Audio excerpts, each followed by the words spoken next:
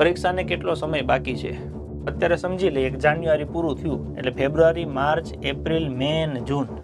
ફેબ્રુઆરીના 28 દિવસ ગણીએ, માર્ચના 31 છે, ચોથા મહિનાના 30 દિવસ છે.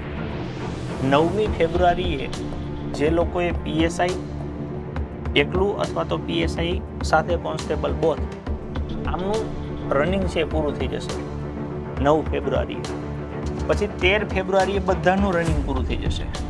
તો 9 થી લઈને 13 સુધી એટલે 1 મહિનો તો મળી જાય છે. જે લોકોને PSIની પરીક્ષા છે એનું ફિઝિકલ 9 તારીખે પતી જાય છે એટલે ભરતી બોર્ડને ખબર પડી જાય કે PSI વાળા ટોટલ કેટલા છોકરાઓ છે. 1 મહિનામાં આયોજન કરીને કદાચ એવું બની શકે છે કે ત્રીજા મહિના પછી કદાચ એ ચોથા મહિનામાં લઈ શકાય પરીક્ષા. આ હું લેશે એવું નથી કહેતો, આ તો હું કહું છું કે કદાચ આવું ચોથા મહિનામાં લેવું હોય તો લઈ શકાય ને આની પહેલાં ચોથા મહિનામાં પરીક્ષા લીધેલી છે. કોન્સ્ટેબલની પરીક્ષા 5મામાં લઈ શકે, 6મામાં લઈ શકે.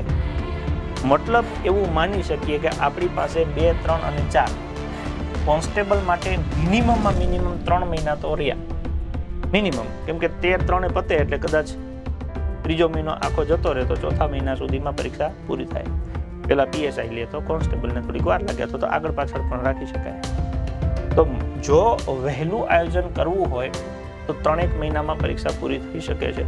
બાકી આનો સચોટ જવાબ છે એ ભરતી બોર્ડ આપી શકે છે.